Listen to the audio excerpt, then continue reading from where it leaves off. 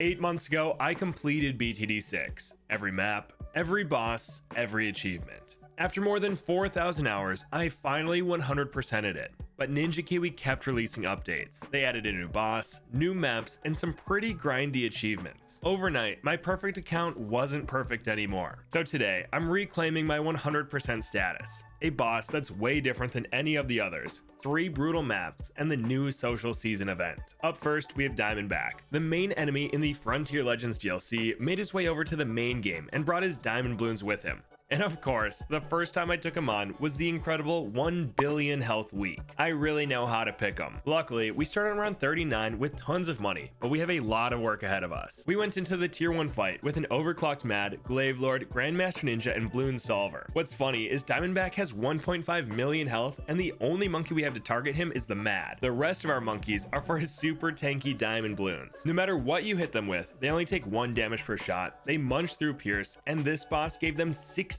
times more HP than normal.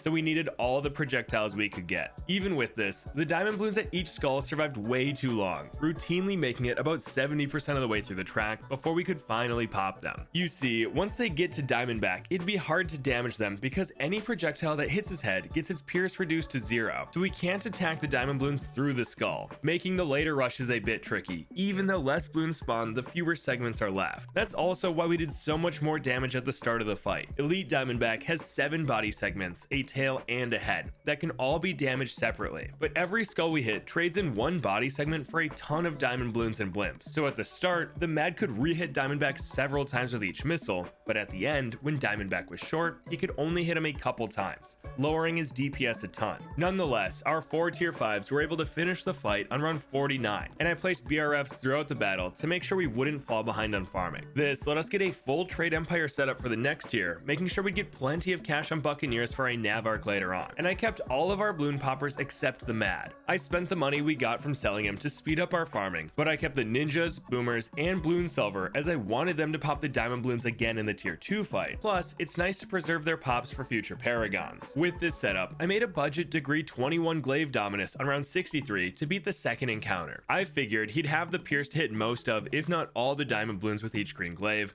His orbiting rangs should be tough to get through, and he does plenty of boss damage. So even though Diamondback has 8.8 million health at the tier 2 fight, I'm hoping this will be enough to get through. Once again, this fight took forever, but after 7 grueling rounds, we took him down. But this is where I made a mistake. I committed to the brand new Root of All Nature Paragon for round 80. While shown to have some of the highest damage potentials in the game, the Druidigon is not the best for bossing, as you need a ton of cash on hand to get the most out of him. On top of dealing more damage the more money you have, his toggleable ability also spends 10 grand per second in exchange for higher DPS, neither of which we were able to do here. I didn't have the cash or pops to get the Druid Paragon to degree 60 by the time Diamondback came. He was capping out at degree 48, which wouldn't be nearly enough for this boss. Paragons get a ton of extra boss damage every 20th degree on top of their normal linear scaling, so degrees 40, 60, and 80 are super important for events like this. As you can expect, this did not go great. Diamondback came on screen with 64 million health, and we had to wait until around 82 before making our second Paragon. Luckily, this week lowered his speed to 50%,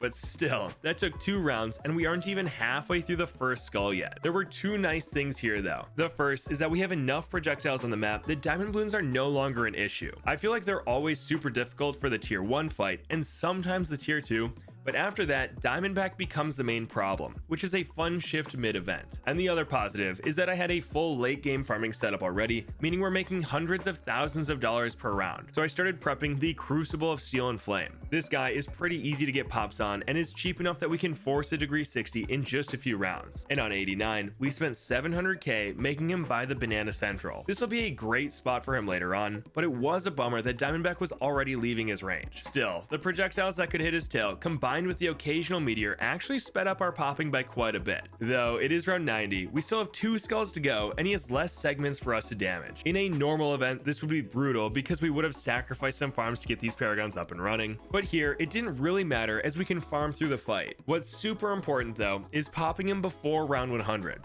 If he's still alive then, we automatically lose. So at the start of round 96, I made yet another Paragon. I used the ninjas we've been defending with all game to make a degree 60 Ascended Shadow. It's a shame we had to rush this, but I don't think we would have popped him otherwise, and I managed to take him down on round 96. Luckily, we were also able to get an ultra boosted Flying Fortress in the 90s, so that guy will have millions of pops later on, though I'm trying to save him for the final fight. For now, we'll turn all our flavored traits bucks into a massive degree 80 nav arc, and I turned off projectiles so we could actually see the screen. This fight was pretty uneventful. We had the damage to take out the boss before our time ran out, and we had the money to prep the Ace and Ice Paragon. But that brings us to the final fight. 1 billion health Diamondback. I sold almost everything, made a degree 80 Goliath Doom ship, a degree 67 Master Builder, a degree 22 Herald of Everfrost, and spent the rest of our money getting a Bloons Solver just for fun. The entire fight, I spammed our abilities, power gloving the Ace gun, carpet bombing the track, and constantly freezing the screen. What made this week possible was having half off cooldowns, so these were up all the time, and we were able to freeze Diamondback's second skull. Not only does this make his diamond balloons not spawn, it also keeps a segment intact, so we'll have one extra body part to damage for the rest of the fight. And now, it was just a waiting game to see if we had the damage to win. I turned on the damage per second meter, and it was fun to see the Paragons fight for the top spot. Sometimes it'd be the Master Builder, as he was placed to hit the entire body once Diamondback passed him, but the Goliath Doom ship would always make his way to the top when carpet bombs came off cooldown. It took over 12 minutes and 16 rounds for this fight alone,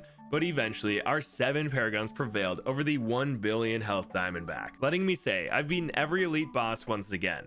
Onto the new maps. The first one was the easiest and most fun in my opinion, being Mushroom Grotto. I love the vibe, and it reminds me of Spore Grotto from Cult of the Lamb. Anyway, I wanted to test out the new Bomb Blitz and Moab Maulers as they both got buffed recently, and because we're doing a bomb strat, I brought in Striker Jones as our hero. The start was simple. 2 Mermonkeys and a Desperado got us to round 10, where I could afford an Engineer. This would normally smoke the rounds on a map like this, but the mushrooms apply regions of spore-filled darkness that towers cannot target Bloons through, so their effective range is much smaller than it looks. Even so, this kept up with the next couple rounds, letting us get sentry guns as our early game carry. These turrets add so much popping power to your setup for a low cost, and then I went down the bottom path, getting our NG to a 103 double gun. This gives him plenty of attack speed. He pins Bloons, which is super nice for pinks and higher, and his turrets now shoot 2 attacks per shot instead of 1. Needless to say, this smoked the early rounds and let us get Striker Jones down on round 20. Kind of late, but that's normal on advanced and expert maps. From here, we had some miscellaneous upgrades like camo detection on the Desperado or seeking projectiles on the Mermonkey, but for the most part, I just worked on getting a brand new bomb shooter up to a 023 cluster bombs. This helped a ton as it could see both tracks and damage tons of Bloons at a time, but we are still pretty weak to camos. So for rounds 36 and 37, I upgraded the top Mermonkey to a 301 Abyss Dweller, giving us plenty of popping power for the pink rushes and camo greens. I was torn on what to do next, but I think giving all of our towers extra range was the play. So I spent $1,000 lighting up the 4 mushrooms on the outside of the map and $400 on the big one in the middle. This gives us way more room to place our monkeys. They can all see through the darkness now, and we still made it to a recursive cluster by round 40. This, combined with a concussive shell, was enough for the Moab, and we were into the mid game.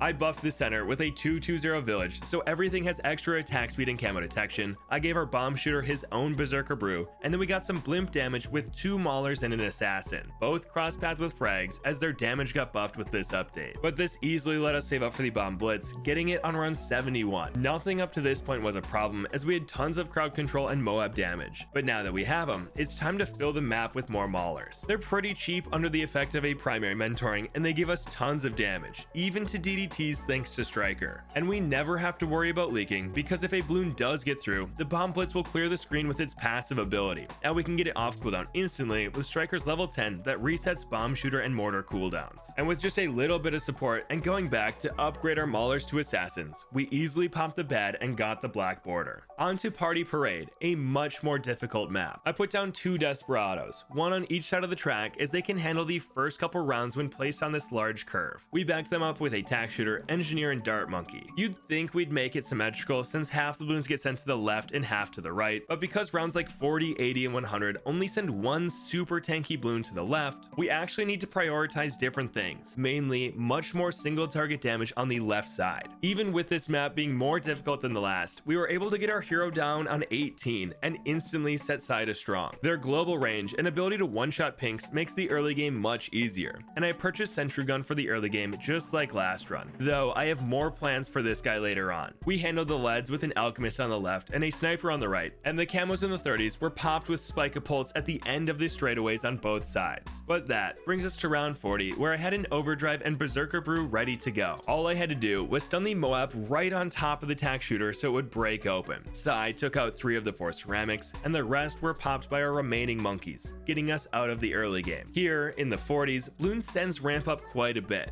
I started by upgrading both darts to juggernauts for the extra damage, pierce, and most importantly, knockback. These guys being set to last on these straight lines make it difficult for the Bloons to get through, and we followed them up by making both Desperados 0-2-3 enforcers. This gives them a close range shotgun that tears Bloons apart. We were sitting pretty, but now we're in the 50s where blimps start to come again, and we are not great against them on the right side yet. To solve this, I got a radar scanner village on the right and upgraded the engineer to a sentry expert. This gives him specialized turrets that'll help out a ton in every stage of the game. I bought a new village on the left and upgraded both of them. But the big investment was upgrading the right Desperado to an Avenger and buffing him with an Elk. This gives him so much more damage and knockback that our right side is definitely the strength of our setup, and we need to go back to upgrading the left. But that brings us to round 63, an absolute doozy. We had almost no money, and the left side is weak to ceramic rushes like this. So I put an Ice Monkey on the first bend and made him a 2-0-0. This froze the entire first wave, giving us more time to pop them, which we barely did, but it gave us the money for ice shards and enhanced freeze. These 2 upgrades made the ice much more useful for the next 2 waves, as the shards tore the ceramics apart. But we need to save up for a tier 5 monkey ASAP, so we bought stronger stim and embrittlement on the left and started saving. The right side was absolutely set with its Avenger and Sentry Expert, but the left had size, stun, and scream. And in the 70s, we used them pretty often. Basically, anytime there were several BFBs on the left. But after plenty of abilities, we made it to round 78, where we could afford the tack zone, giving us tons of single target damage on the left track. But now it was time for some support.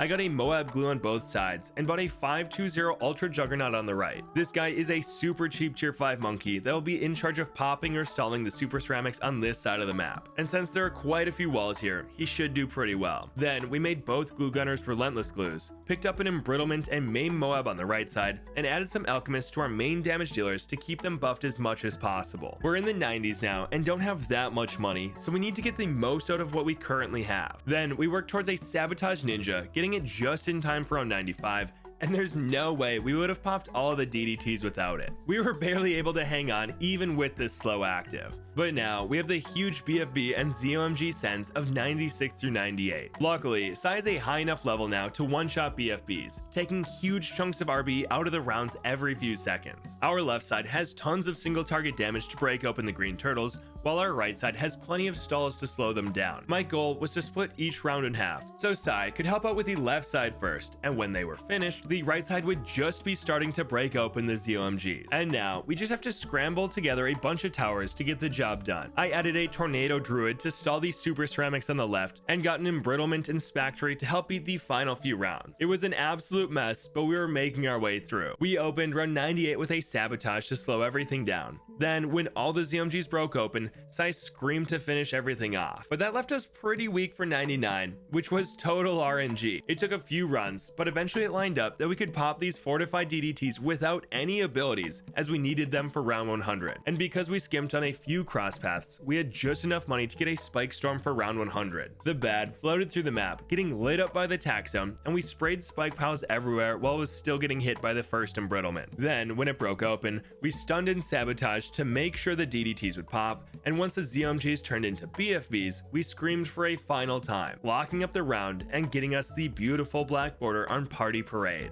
Now the only map left is Tricky Tracks, the most difficult of the three. The start was pretty complicated, and I followed that of since, though I diverged in the mid-game. It was a combination of Desperados and Dart Monkeys that got us to round 15, probably the hardest early game round. We had to get a Druid down to help with the pinks, but after that, we were in the clear to save up for Striker, getting him on round 18, which is somehow 2 rounds earlier than we got him on Mushroom Grotto. A triple shot carried the next few rounds, but the annoying part was we had to keep switching him between first and close. close. For most of the 20s, every round needed a different targeting, as towers hate popping balloons on the middle track for some reason. But this let us save up for a 302 glaive ricochet to help us beat round 27's rushes of greens and yellows, and when paired with an FMJ sniper, was enough to handle the leads on 28 and 30. Quickly, we made our way to a more glaives on round 34. This guy gets more pierce, attack speed, ceramic damage, jump distance, and projectile speed, all of which help a ton on maps like this where we need his glaive to bounce like crazy if we're going to defend all 6 tracks. And we scraped together some more camo popping power with a counter espionage ninja on the bottom track. The rest of the 30s were simple and gave us a good amount of money, so we bought a tornado druid and a Moab mauler for round 40. Here we stunned the blimp in the middle of the track, giving us just enough time to break it open, and the druid pushed all the balloons back to the start, where we easily popped them. And just like that, we're out of the early game. The 40s give a ton of money, and we used it all, starting with a 420 village in the center of the map, and we followed it up with a recursive cluster Berserker Brew combo. This has quickly become one of my favorite mid-game options when Striker is my hero, and we backed it up with 5 more maulers, all crosspathed as 032s for frag bombs and extra range. Just like Mushroom Grotto, this gives us a ton of Moab damage while the boomerang and recursive cluster clean up ceramics and below. The only hard round was 63, which sometimes I'd get through just fine, and other times ceramics would blow through even with a concussive shell. I don't know what the differences were, but after a few attempts, we made it through. Then we just coasted to around 75, where we could afford the bomb blitz upgrade in the middle of popping the BFBs. And thank goodness, because it's so difficult to tell when balloons are leaking on this map, especially with a druid constantly pushing balloons back to their entrance. So now we at least have his passive bomb storm ability. This crushed the next few rounds, but once super ceramics started spawning, things got sketchy. I mean, we leaked almost instantly on round 83 and had to use artillery command to reset the blitz's cooldown. And there were so many waves of ceramics left before the round was over, with us leaking again near the end of the round. 83 felt like it went on forever after the bomb storm triggered a second time, but we somehow made it through alive. And just a bit into 84, I bought our next tier 5 upgrade, the Glaive Lord. My idea for these towers is that the maulers can handle the blimps, while the Blitz and Glaive Lord can take care of the cleanup. And we'll always have Bomb Storm as a final option. Plus, we used a more glaives earlier in the run, so it was ready to go to be our next tier 5. For the rest of the 80s and 90s, we got a ton of support, picking up our Relentless Glue and Symphonic Resonance before going back to our Maulers and upgrading them to Assassins. While doing this, we came across round 95, a more difficult round than I'd like to admit. Our Marmonkey was catching the DDTs in its song, and we used some Assassin abilities to take out a few sharks. But after a bit, something got through and used our Blitz's ability. This caught us up on the balloons and let me use Striker's level 20 artillery command, which now resets the cooldown and gives our bomb shooters double damage and pierce for a short time, so no blimp could get past them for the rest of the round. 96 and 97 were easy, giving us the money to splurge on more Assassins. But 98 took some finesse. We started the round by finishing our bomb shooter upgrades and switched over to a ninja we got back on round 36. We have to make him a sabotage ASAP, so his ability is up in time for 99. And while we were waiting for this, the bomb blitz basically cleared the screen with his passive. But we can't use Striker's level 20 to reset this, as we need it for later. So we have to hope nothing else leaks, and thankfully nothing did. But we're not in the clear yet. 99 is tricky. I needed to sabotage right when the Moab started spawning and use all 7 assassin abilities when the fortified DDTs come on screen. This, combined with our stalls, was just enough to beat the round, and that let us take on the bad with artillery command ready to go. Once the purple whale came in range, I reset all our abilities and spammed the assassins once again, breaking it open in the middle of the track, and we stunned the insides with a concussive shell, letting the Glaive Lord and Bomb Blitz take care of the rest. And that gave me my final black border once again. But that leaves the 3 achievements, all related to the new social season event. In short, we can get all 3 if we do every challenge of a season, getting the max possible 15,000 stars. And it was so much grindier than I thought it'd be. This is a 2-week event that has 10 goals that each have 5 tiers. So there are 50 total challenges we need to do in this time. At the start, the only challenge we had unlocked was to generate $25,000. But I could see that the next 4 tiers worked their way up to earning $10 million, and I wanted to see if I could work on those in the same game as completing this one. So I booted up off the coast on medium and farmed away, well past the point of winning. I filled the map with flavored trades and central markets and let it run. In the end, I even bought a Glaive Dominus with the money to make sure we wouldn't lose. I called it quits on round 101 and checked in on my progress. Apparently, we only generated $151,348, not even enough for the Paragon. And that's when I found out that free play, advanced challenges, deflation, quests, legends, and races do not count towards these challenges. so it just got much tougher. On the bright side, we unlocked the second goal, beat an advanced map on any difficulty. Still needing to make a ton of money, I bought myself more time by playing Cornfield on Impossible, so we can farm through round 100 and it counts towards our goal. Nothing really happened this run, I just defended normally until the 40s, where I started getting banana banks down, and that eventually scaled to a few tier 5 defenders and a banana central. This got us to $555,000, just over the tier 2 threshold, so we're making good progress. As for the beating maps challenge, let's now beat 5 on Impossible, and the third goal is to win 2 games with only support monkeys and a hero. I delayed this last one for now and played on logs, farming much harder than before. I filled the map with BRFs and made a glaive dominus in the late 90s. Surprisingly, this finished tiers 3 and 4 and got us all the way up to 3.1 million cash earned, but the final goal is 10 million, so we're not even halfway. I kept trying to work on several goals at once, so we popped over to Cubism Impossible and went for a support monkeys only run. I started with an engineer into Benjamin, but quickly got down to Velociraptor, Village, and Spactory, and once we had decent enough defenses, I really started farming, filling the map with BRFs and making my way to a Giganotosaurus and Permaspike, and we made $2.6 million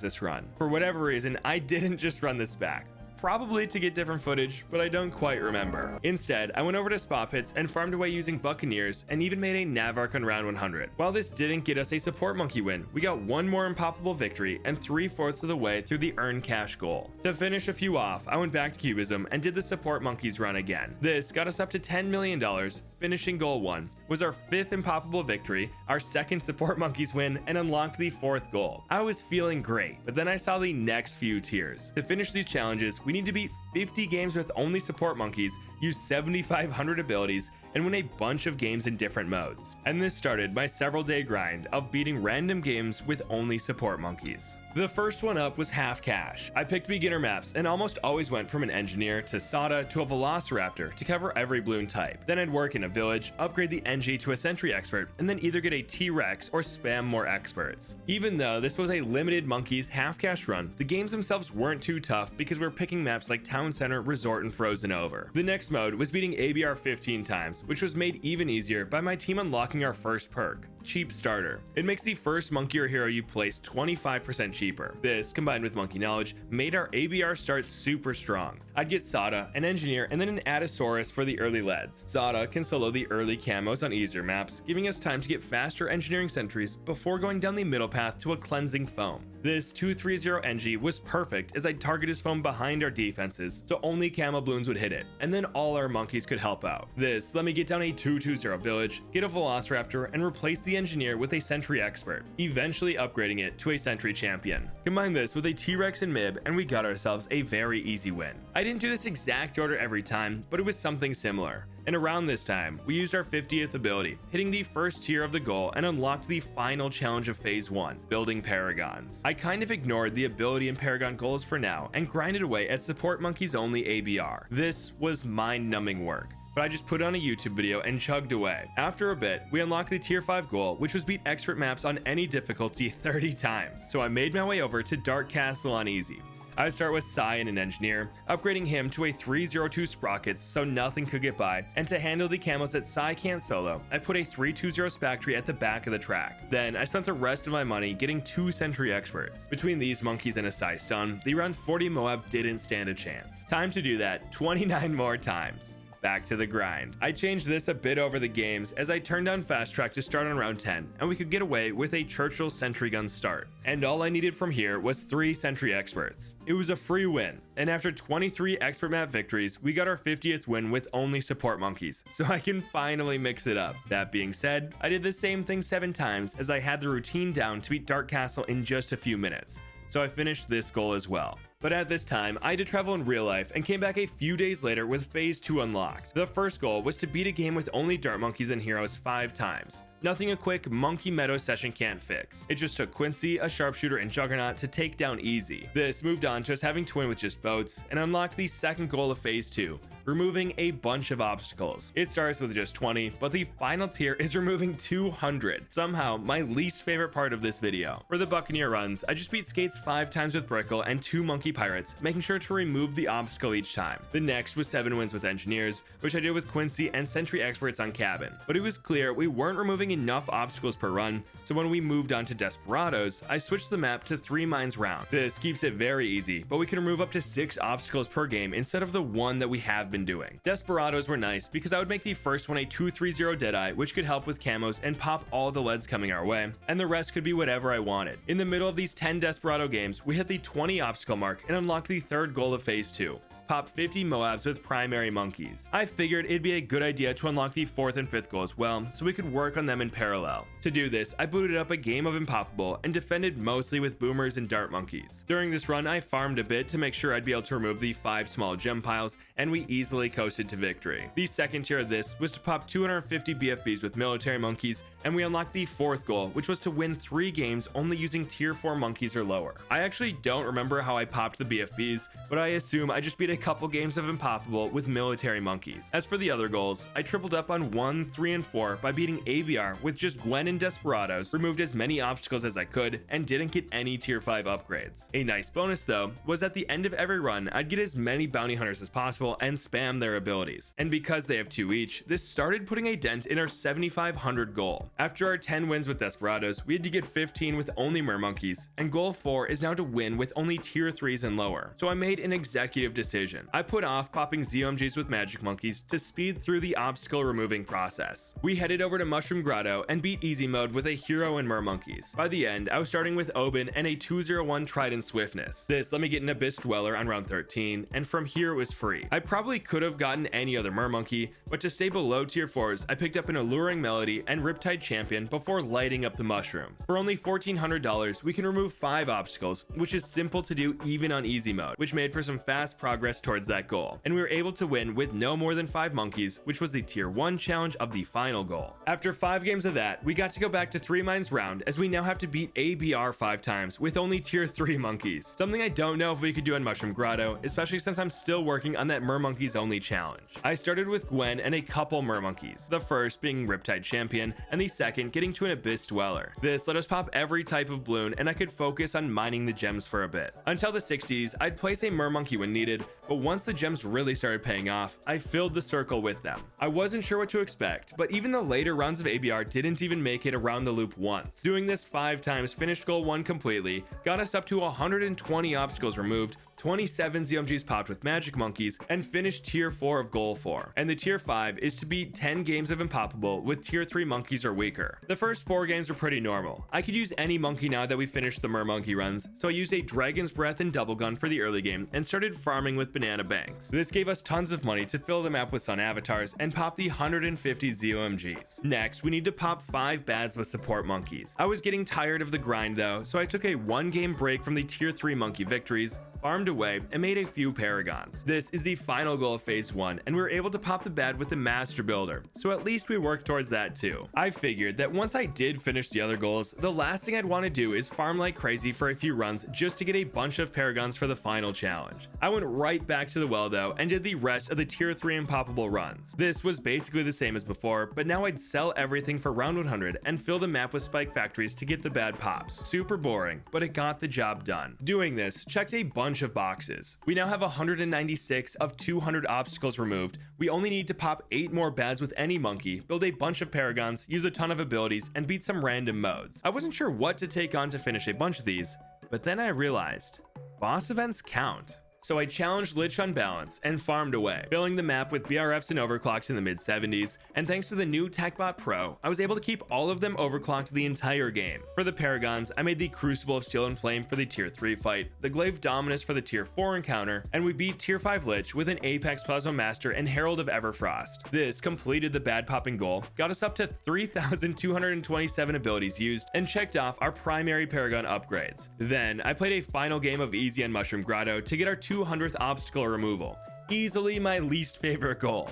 That was brutal because it kept us from switching up the maps for the other challenges to keep things fresh. But with that out of the way, it was time for goal 5 of phase 2. beat 5 games of Apocalypse with no more than 4 monkeys. This game mode isn't too bad, especially since they made it easier in version 41. You just need to be ready for the early camos and leads, and the later rounds are pretty easy since it only goes to 60. But I started with Sada and a Wall of Fire Wizard. This smoked everything coming our way, and I put an Abyss Dweller right next to them. This rounds out our defenses and gives the other two a bit more pierce. And for our final tower, I chose a 023 sniper at the end of the straightaway, so it'll always get a lot out of its shrapnel. For the final 15 rounds, I spent our money upgrading the monkeys to an Abyssal Warrior, Summon Phoenix, and full auto rifle. I didn't do the same thing every time though. This was an easy enough challenge that I got to mix the maps up. I did tend to stick to Dragon's Breaths and Abyssal Warriors, but that's just because they do so well on Apocalypse. The next challenge was to beat Reverse with no more than 3 monkeys, which looked very similar to the previous runs. Sada, a Wizard, and Mermonkey were all that we needed to get the win. The tier 4 goal was to beat ABR with only 3 monkeys, which was a huge step up in difficulty. I probably should have used different monkeys while I had the chance,